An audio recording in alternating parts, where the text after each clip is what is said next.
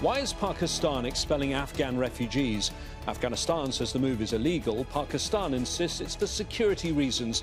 Is this politically motivated? And how will Taliban officials deal with the many thousands of people who may be arriving? This is Inside Story.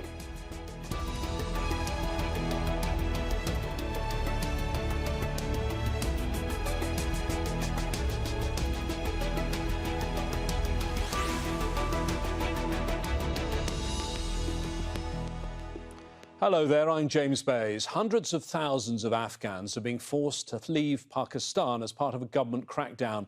Many have lived there for decades and consider it their home, but the Pakistani government blames Afghans for a surge in attacks by armed groups. Human rights campaigners say the deportations violate international law and that many refugees face dangers if they're forced to return to Afghanistan. We'll discuss all of this with our panel of guests shortly, but first this report from Fintan Monaghan. These Afghans are headed for an uncertain future. Many have lived in Pakistan for decades and call it their home. But now they've been told they have to leave. It's more than 40 years since we migrated to Pakistan. Many of us were born here. We have businesses here and many are working as labourers. It would be very difficult to return to a country where there is no education, no health facilities and no work. Also, security is our major concern. It would be great if Pakistan granted us citizenship after we spent decades here.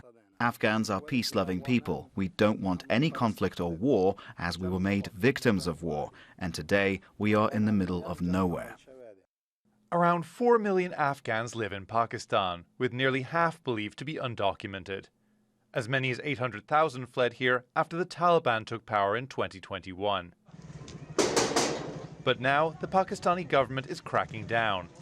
It's ordering hundreds of thousands to leave voluntarily. Those who refuse will face arrest and deportation. 500,000 have already left, and that's now expanding to include those with Pakistani identity documents. Pakistan is justifying this on national security grounds. There's been an upsurge in attacks by armed groups, and the government accuses many Afghan nationals of involvement. The Afghan government has criticized the deportations, saying they violate international law. Rights groups like Amnesty have also condemned the policy as arbitrary and lacking transparency. But despite the pressure, Pakistan is determined to continue, leaving many with little choice but to leave a place they've called home for decades. Fintan Monaghan, Al Jazeera for Inside Story.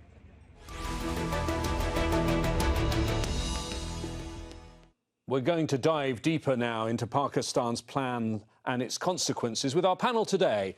In Islamabad, Nilofer Afridi Qazi, a social worker by trade who's also a public policy specialist. In Kabul, Faiz Zaland, professor of political science at Kabul University. He's also the chief executive of the Peace, Development and Democracy Organization. And in Washington, D.C., Devon, the senior advocate for women and girls at Refugees International. Thank you all of you for joining us today. Let me start with you, Nilofer. I know you don't represent the Pakistan government, but explain to us, why is Pakistan kicking out all of these Afghans? Thank you, James. This is a complex question, and the answer is not simple, and it can't be explained without looking at many aspects of it. But in short, there's a game being played and messaging between Islamabad, the government, and our security agencies, which manage this side of our foreign policy in particular, and the Taliban government. As you know, the Taliban government came into power, unfortunately, in Afghanistan with the assistance and the backing of the international community, and certainly a pivotal role by Islamabad. And now they have a problem in this relationship, primarily by the type of terrorists that the Taliban are supporting, which impact the security forces and, of course, the civilian populations, and creating insecurity on this side of our border. In the middle of this messaging and and conflict, bilateral conflict, the most vulnerable are most affected. We have in Pakistan had Afghans, we call them now in modern language refugees, but it's a symbiotic relationship between Afghans living on the west side and Balochistan and KP, Khyber Pakhtunkhwa populations. We are one people, we are all Afghans, so to speak, but in two countries. So it's a symbiotic relationship, and there is an ancient back and forth, living, trading, settlements, marriages, births, culture, etc. So when the two states decide to start targeting each other, when there's a weakness in the relationship, it's these populations which are undocumented in the modern sense, owned, of course, traditionally on both sides, are the first victims of this. So, okay, let me bring in Faiz in Kabul about this. Faiz, I mean, I was looking at the figures. Afghan refugees are the third largest displaced population in the world after Syrians and Ukrainians. Many of these people have fled many, many years ago. I mean, it's been more than 40 years of conflict in Afghanistan.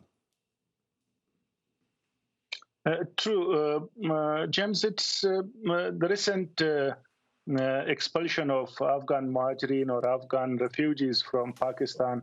It's directly connected to the Pakistan government and its establishment, political pressure on Taliban to divert their policies toward the support in the region for Pakistan. It's not only the call from Pakistan to ask Taliban to fight against TTP, but also economic results they want simultaneously, and also they want the regional affairs of Taliban to be under their wing or control. So Afghans have been there for more than 4 decades. Some of these Afghans, they claim when they have returned to Kabul or Afghanistan that they have all legal documentations.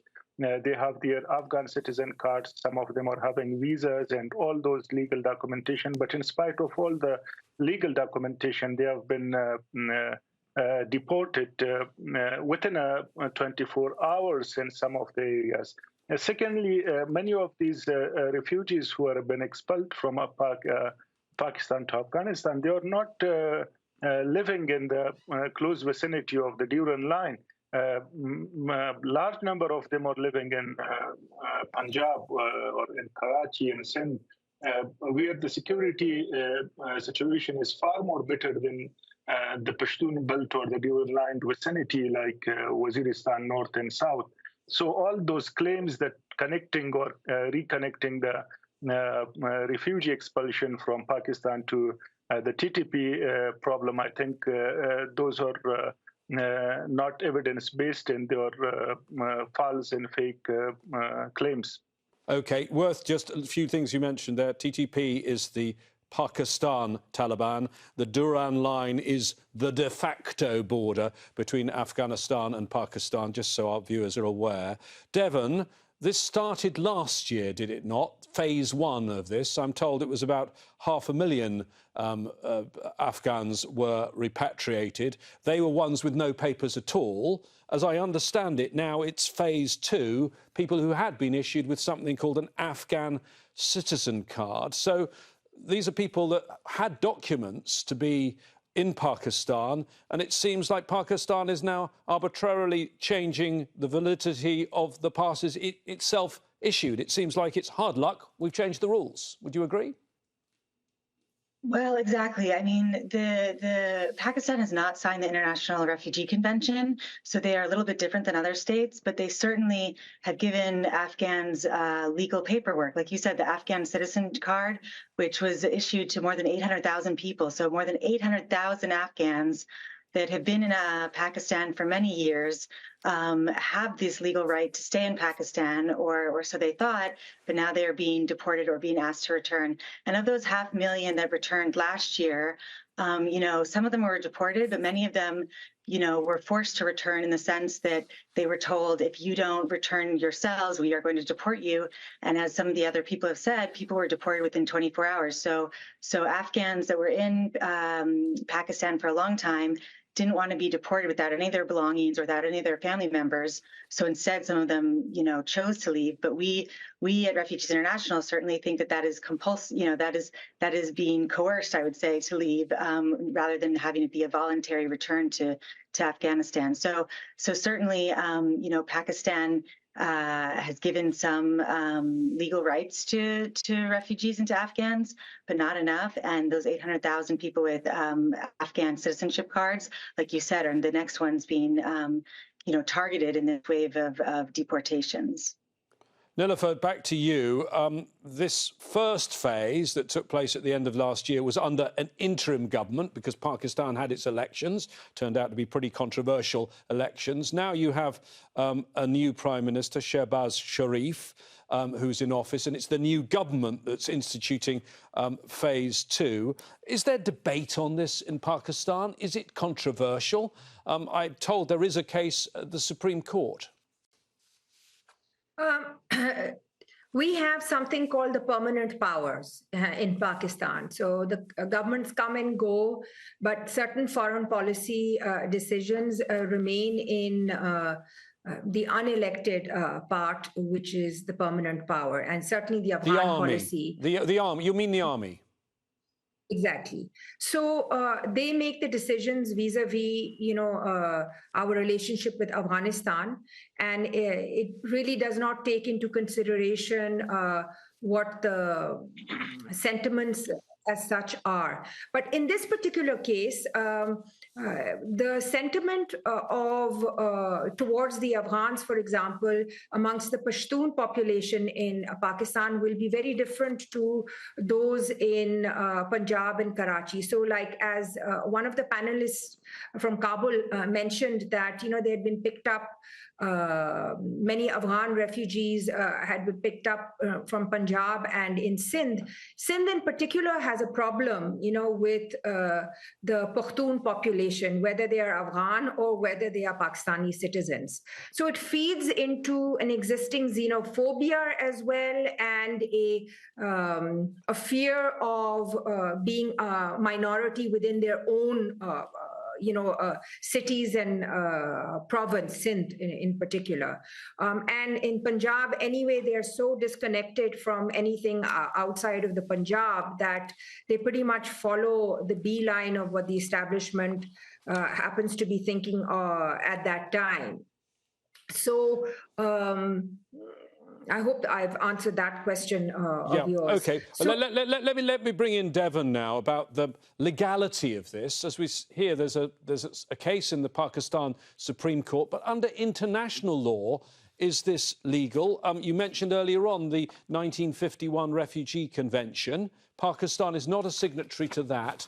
And I'm told the main principle of this is something called non-refoulement, which is the principle that a refugee should not be returned to a country where they face serious threats to their life or freedom. Does that apply to Pakistan? Well, certainly non-refoulement is a principle that applies to all states, whether they've signed the Refugee Convention or not. I mean, it's against the law to return people to places where they will potentially face torture, where their human rights will not be recognized. So certainly the principle itself is important, and it applies to Pakistan. Also, I think we need to be aware that we're talking about this phase 2 of deportations, and this is for the Afghan citizenship card holders. But proof of registration card holders are the only legally recognized refugees in Pakistan. And while they have been told they are not part of this plan, they could be in the future. And certainly, we've also seen that even in this first phase of deportations, some people with proof of registration cards were deported as well.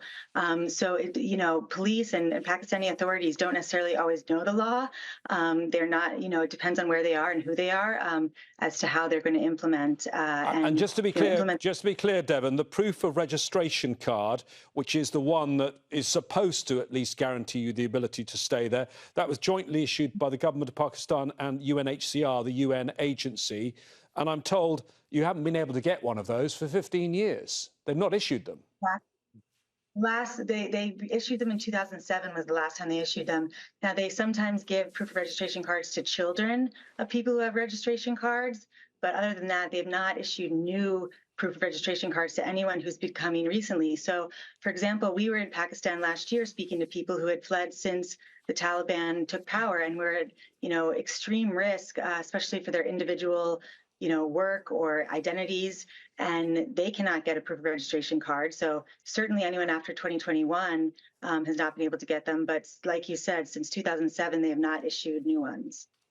Faiz, these people who are there in Pakistan, as you were saying earlier, many have lived there for decades.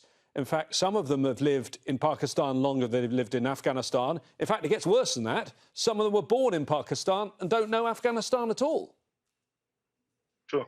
That's very true. Unfortunately, Pakistan government, the interim, the previous, and also the current government, and then the army, they were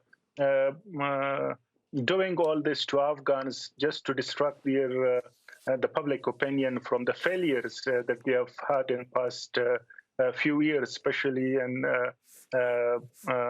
political failures of the government that they could.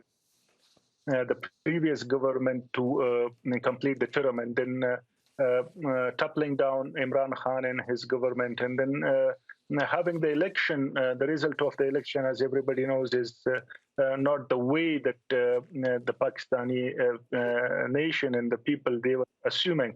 There are reports of rigging and a lot of political controversies that has created the new government. So it's much more for domestic consumptions, just to distract public opinion, take away the public's resentment from the main failures of the government, the army within the country. They are blaming Afghans who have lived there, who have and many of them have been given birth there. They have lived their life. They have contributed to the economy. They have contributed to the stability. But they are now blaming each and every one for all the failures that the government have faced.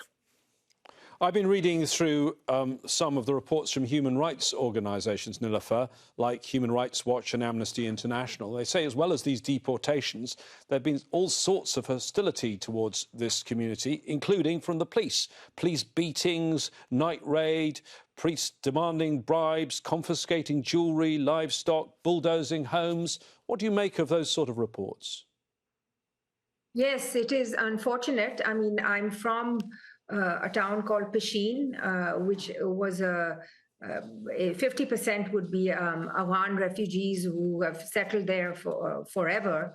And when the deportations were happening, it was the largest internment camp. So the feedback that one was getting was exactly as we are saying, that in, in an undocumented landscape where it's securitized, it's very invisible, there's very little media coverage, the protests are not accounted for, the impact on the economy of the area by removal of this Afghan population, which has been very much part and integrated into the political economy, whether documented economy or undocumented, but it certainly is part of the economy of there, of Balochistan and to some extent in KP, has had a dire impact as well. So yes, they have been, and there have been stories as well on,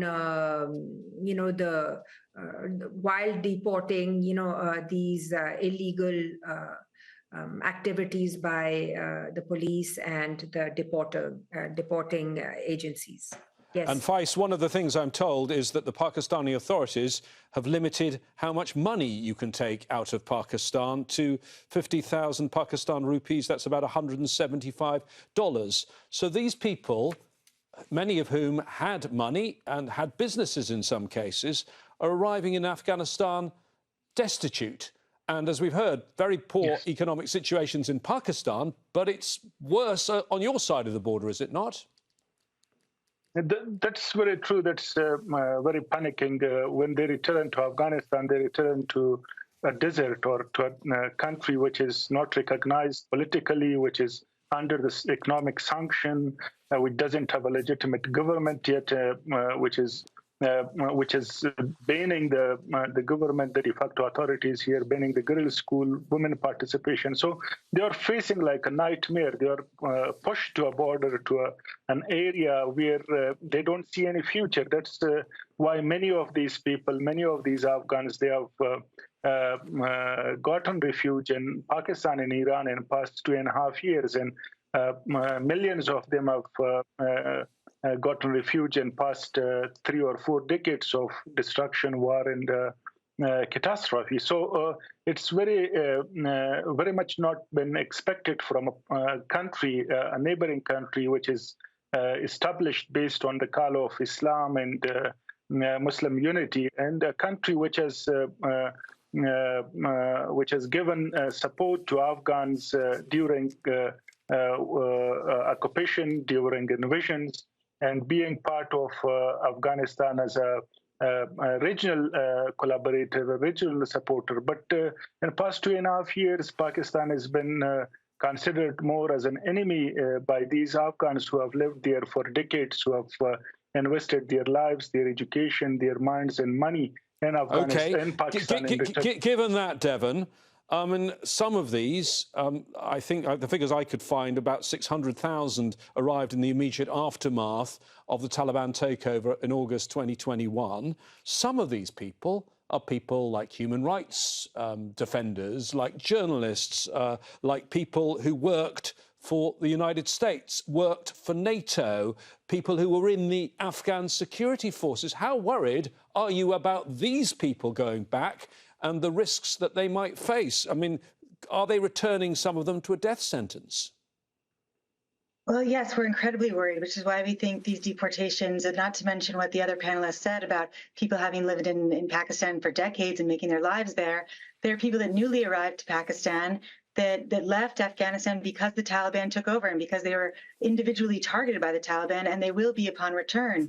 So again, I mean, especially I would say women human rights defenders and female journalists and women that really stood up against the ideals of the Taliban. Well, the Taliban are now in charge, and they are at great risk. And even, you know, the women and girls more generally, I mean, they're going back to what the UN and others have called a gender apartheid state. So that is not, you know, we are worried about them for general reasons, but also certainly for specific reasons, like you said, because some of them were specifically working with the United States, with other Western allies, and working on ideals that are contrary to the Taliban and put them at great risk if they return. And we have no way to protect them. I mean, we have no way to help them really or protect them, and they get some assistance upon arrival, but after that, they're really on their own, and that's incredibly concerning. Nilofer, on that issue of the women and girls, because some have said that women and girls now live most of their lives in Afghanistan under effective house arrest. These are Afghan women in Pakistan, who some of them had jobs. They're Afghan girls, some of them who were going to school or university. What's your reaction to their fate now? Okay, before I answer that, I want to respond that, you know, the international community which brought the Taliban to Afghanistan and supported it and pushed it, and Pakistan... But Pakistan was, to be fair, Pakistan was the Taliban's biggest supporter, was it not? Pushed by the Americans, the Doha, alliance and negotiations pushed and lobbied by the Americans. And with the Afghan refugees in Pakistan, let's not forget that the Americans, bilaterals, UNHCR, has stopped funding the refugees while in Pakistan. So a Pakistan which is under enormous economic spiraling down, as pointed out by our panelists as well, has started using the Afghans as the low-hanging fruit to... Okay, but to go back to my point on, the women and girls, though. I mean, you must be terrified, are you not, like the rest of the panel, about what might happen to these people? Of course, absolutely. But then why did the international community support the Taliban coming into power? I mean, those of us who have been fighting for human rights and democracy and women's rights, both in Pakistan, were certainly not in support of the international community pushing the Taliban coming into Afghanistan. This was inevitable. I want to go back to Faiz at the end, because we've been talking all of this programme about Pakistan, but there is another aspect to this. There are Afghans being deported, some from Turkey, but huge numbers from Iran as well. You are very right, yes. But the deportation that is happening from Turkey or Iran, it's mainly the labor deportation. Like they don't deport en masse as Pakistan is doing with the families. One second, those deportations happen somehow in coordination with the de facto authorities here in Kabul. They do the paperwork. They do consider the legal process, and then bring them through legal channels like here and the border. But what happens in Pakistan, it's far more catastrophic and different, because they do mass deportation without considering the legal procedures and without taking the de facto authorities of Afghanistan into managing the returnees. A very small support has been provided through UNHCR and other agencies on the border, but what happens later on, there is nothing going on. Nobody knows what's going on. Nothing going on. If you look at the international appeal for Afghanistan, $3 billion for 2024, it is currently only 7% funded. Thank you very much for our guests today for joining us, Nilofer Afridi Qazi, Faiz Zaland and Devon. We do this programme 7 days a week, and you can watch it at any time on our mobile app or on the website aljazeera.com. We want your contribution too. What do you think about the expulsion of the Afghans? What do you think we should discuss next time? Add your comments on Facebook, facebook.com/AJ Inside Story, or on X, where we are at AJ Inside Story. From me, James Bays, and the team here, please stay safe. Bye-bye for now.